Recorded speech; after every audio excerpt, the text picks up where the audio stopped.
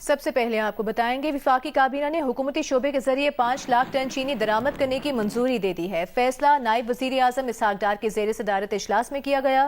وزارت غذائی تحفظ کے مطابق چینی درآمد کرنے کا فیصلہ چینی کی قیمتوں میں توازن کے لیے کیا گیا ہے۔ حکومت نے چینی برآمد کرنے کا فیصلہ اس وقت کیا تھا جب چینی وافر مقدار میں دستیاب تھی۔ اب چینی کی قیمتوں میں استحکام کے لیے چینی درآمد کی جا رہی ہے۔ وزارت کے مطابق ماضی میں اکثر چینی کی مصنوعی قلت پیدا کر کے سبسڈی پر انحصار کیا جاتا تھا۔ یاد رہے کہ پچھلے سال کے اواخر میں شوگر ڈیلرز نے حکومت کے پیچھے پڑ کر چینی برآمد کرنے کا فیصلہ کروایا تھا۔ کہا تھا کہ ملک کو غیر ملکی زر مبادلہ کی ضرورت ہے، چینی بیچنے سے ڈالرز ملیں گے۔ شوگر ڈیلرز نے حکومت کو یقین دہانی بھی کروائی تھی کہ کرشنگ سیزن سے پہلے ملک میں نہ چینی کم ہوگی، نہ قیمتیں بڑھیں گی، نہ چینی درآمد کرنے کی ضرورت پڑے گی۔ لیکن شوگر ڈیلرز کے حکومت سے کیے گئے سارے وعدے، ساری یقین دہانیاں دھری کی دھری رہ گئیں۔ نہ چینی کی قیمتیں کنٹرول کی جا سکیں، نہ ہی ایسا ہو سکا کہ چینی درآمد نہ کرنی پڑے۔ اس وقت چینی بیچنے سے ڈالرز تو ملک میں آئے، لیکن آج چینی درآمد کرنے پر خرچ ہونے والے ڈالرز کا جواب دہ کون ہوگا؟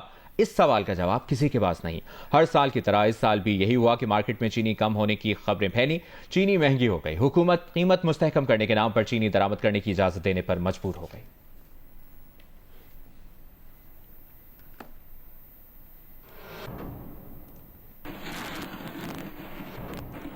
اس وقت chief justice Balochistan high court روزی خان کی تقریب حلف برداری کا آغاز ہو چکا ہے۔ گورنر بلوچستان ان سے ان کے عہدے کا حلف لیں گے۔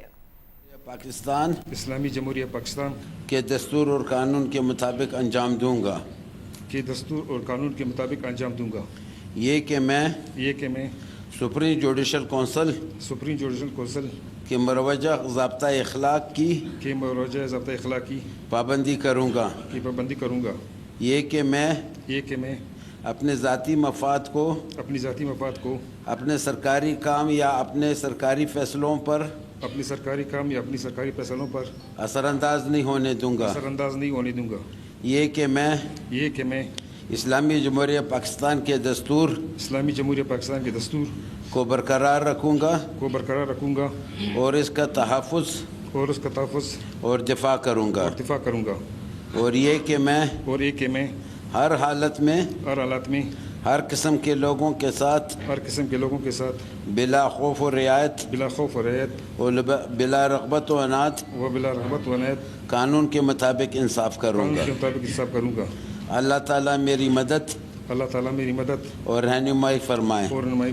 آمین۔ بلوچستان ہائی کورٹ کی تقریب حلف برداری آپ نے ملاحظہ کی۔ گورنر بلوچستان جعفر خان منتقل نے جسٹس روزی خان بڑیچ سے حلف لیا۔ دریائے سندھ میں تونسا بیراج پر پانی کی سطح میں مسلسل اضافہ ہونے لگا۔ محکمہ آبپاشی کے مطابق تونسا بیراج پر نچلے درجے کا سیلاب ہے۔ تونسا بیراج پر پانی کی آمد 3,11,651 کیوسک ریکارڈ کی جا رہی ہے۔ تونسا بیراج پر پانی کا اخراج 2,95,151 کیوسک ہے۔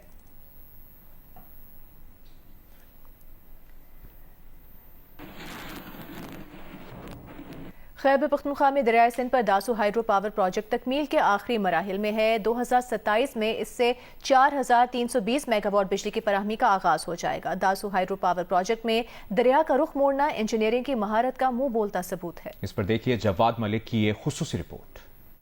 خیبر پختونخوا کے علاقے کوہستان میں داسو ہائیڈرو پاور پروجیکٹ تکمیل کے آخری مراحل میں دریائے سندھ کا رخ موڑنے کے بعد پہاڑ کے اندر بجلی گھر کی تعمیر کا کام جاری ہے۔ جنرل مینیجر داسو ڈیم امیر شفیق الرحمان کہتے ہیں کہ پروجیکٹ سے 2027 میں بجلی کی پیداوار شروع ہو جائے گی۔ یہ ملک و قوم کے لیے سستی بجلی کا بڑا ذریعہ ہوگا۔ یہ جو پانی ہے یہ اس کو ڈائیورٹ کر کے ہم نیچے لے جا رہے ہیں تاکہ ہمارا مین ڈیم کا جو ایریا ہے وہ خشک رہے اور وہاں پر ہماری مین ڈیم کی ایکسکیویشن اور اس کے ساتھ پھر اس کے بعد اس کی کنکریٹنگ کا کام ہو سکے۔ اور اس کا پہلا یونٹ دسمبر 2027 میں شروع ہو جائے گا اور ہم نیشنل گرڈ کے ساتھ کنیکٹ ہو جائیں گے۔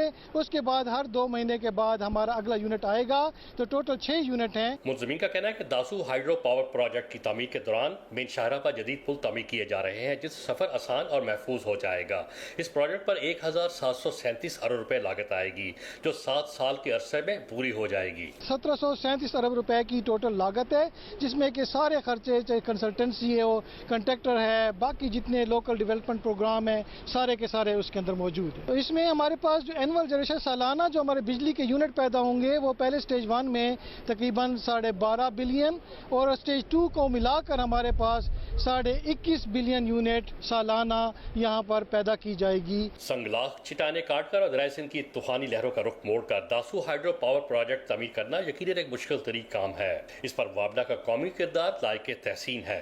दासू डैम एक शाहकार मंसूबा है। ये तकमील की तरफ तेजी से गामजन है। 2 दिसंबर 2027 में इसका पहला यूनिट अपनी बिजली की पैदावार देना शुरू कर देगा, जिसके बाद यकीनन सार्फिन को सस्ती बिजली मिलेगी क्योंकि अरबों यूनिट बिजली सिस्टम में आना शुरू हो जाएगी। जवाद मलिक, जियो न्यूज़, दासू डैम। और अभी आपको बताएं, बैनुल-अक़वामी फौजदारी अदालत ने खवातीन के खिलाफ जबरी इक़दामात पर अफगान तालिबान रहनुमाओं के वारंट गिरफ्तारी जारी कर दिए हैं। गैर मुल्की खबर एजेंसी के मुताबिक सुप्रीम लीडर हैबतुल्लाह अखुनज़ादा और चीफ जस्टिस अब्दुल हकीम हक्कानी के वारंट जारी किए गए हैं। ICC के जज ने वारंट जारी करते हुए लिखा है कि ऐसे माकूल शवाहिद मौजूद हैं जिनसे पता चलता है कि तालिबान रहनुमाओं ने खवातीन के खिलाफ सिनफी बुनियादों पर इंसानियत के खिलाफ जराइम का इर्तिकाब किया है।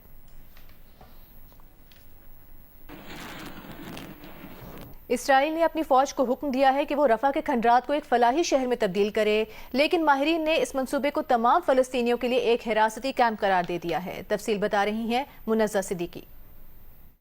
इसराइल ने गजा के फलस्तीनियों के लिए वैसा ही हिरासती मरकज बनाने का फैसला किया है जैसे दूसरी आलमी जंग से पहले नाज़ी जर्मनी ने यहूदियों के लिए बनाए थे। इसराइली वजीर दिफा इसराइल काट्स के पेश करदा मंसूबे के तहत गजा के तमाम फलस्तीनियों को रफा के खंडरात पर कायम कॉन्सेंट्रेशन तर्ज के शहर में मुंतकिल किया जाएगा। काट्स ने इसराइली सहाफियों को ब्रीफिंग में बताया कि फलस्तीनियों को कैंप में दाखिल होने से पहले सिक्योरिटी स्क्रीनिंग से गुजरना होगा और एक बार अंदर जाने के बाद उन्हें बाहर जाने की इजाजत नहीं दी जाएगी। इसराइली अफवाज उस कैंप के इर्द गिर्द का कंट्रोल संभालेंगी और इब्तदाई तौर पर 6 लाख फलस्तीनियों को उस इलाके में मुंतकिल किया जाएगा। आखिरी मरहले में गजा की पूरी आबादी को उसी इलाके में भर दिया जाएगा। जब से अमरीकी सदर डोनाल्ड ट्रंप ने साल के आगाज में ये तजवीज दी कि बड़ी तादाद में फलस्तीनियों को गजा से निकाल देना चाहिए ताकि उस पट्टी को साफ किया जा सके, तब से वजीर आजम नेतन्याहू समेत बेशतर इसराइली सियासतदान फलस्तीनियों की जबरी बेदखली के मंसूबे को जोरों शोर से फरोग दे रहे हैं। इसराइल के मारूफ इंसानी हुकूक वकील माइकल स्फार्ड के मुताबिक किसी को उसके मुल्क से जबरदस्ती निकालना जंगी जुर्म है और अगर ये वसी पैमाने पे किया जाए जैसा कि इस मंसूबे में है तो ये इंसानियत के खिलाफ जुर्म बन जाता है। यरूशलेम में हॉलोकॉस्ट के मौर्रिख प्रोफेसर गोल्डबर्ग का कहना है कि ये कोई शहर नहीं है, ये फलस्तीनियों की नस्ल कुशी का वाज़ेह प्लान है, क्योंकि शहर वो होता है जहाँ रोजगार के मौके हों, समाजी रवाबित और नक्लो हरकत की आज़ादी हो, जहाँ हस्पताल, स्कूल, जामियात और दफातर हों। लेकिन इसराइली मंसूबे में ऐसा कुछ नहीं है। प्रोफेसर गोल्डबर्ग ने मजीद कहा कि इसराइली मंसूबे ने फौरी तौर पर यह सवाल खड़ा कर दिया है कि उन फलस्तीनियों के साथ क्या होगा जो इस नए कंपाउंड में मुंतकिल होने से इनकार कर देंगे। इसराइली वजीर दिफा ने यह मंसूबा नेतन्याहू की वाशिंगटन आमद से जरा पहले पेश किया। कहा कि इस हिरासती या ट्रांजिट शहर पर काम हमास के साथ मुमकिना जंगबंदी के दौरान शुरू किया जा सकता है और नेतन्याहू ऐसे ममालिक की तलाश में हैं जो फलस्तीनियों को अपनाने पर आमादा हों। मगरबी खबर रसा एजेंसी ने अपनी रिपोर्ट में बताया है कि $2 अरब के हिरासती कैंपों की तामीर का प्लान गजा ह्यूमैनिटेरियन फाउंडेशन ने ट्रंप इंतजामिया को पेश किया था। वही फाउंडेशन जिसे गजा में खुराक की तकसीम का ठेका दिया गया है और जिसके खिलाफ भूख से निढाल निहत्ते फलस्तीनियों पर अंधी फायरिंग करके उन्हें मारने के मुतअद्दिद वाक़यात सामने आ चुके हैं। अभी आपको बताएं, पेशावर हाई कोर्ट ने मुस्लिम लीग नून की मखसूस नशिस्तों की तकसीम के खिलाफ दरखास्त पर महफूज फैसला सुना दिया है। पेशावर हाई कोर्ट ने इलेक्शन कमीशन को मखसूस नशिस्तों पर दोबारा फहरिस्त जारी करने का हुक्म दिया है। बात करेंगे नुमाइंदा जियो न्यूज़ दानियाल अजीज से। दानियाल, मजीद क्या कहा गया है फैसले में? देखिए जी, फैसले में इलेक्शन कमीशन को डायरेक्शन जारी किए गए कि जो मुतल्लिका तमाम सियासी जमातें उनको दोबारा सुने और 4 मार्च और 26 मार्च का नोटिफिकेशन जो इलेक्शन कमीशन ने जारी किया था उसको गलतम करार दिया गया और कहा कि ये आप दोबारा जो मखसूस नशिस्तों से मुतल्लिक नोटिफिकेशन है वो जारी कर दे। इलेक्शन कमीशन इस बारे में आपसे अपडेट्स लेते रहेंगे। शुक्रिया।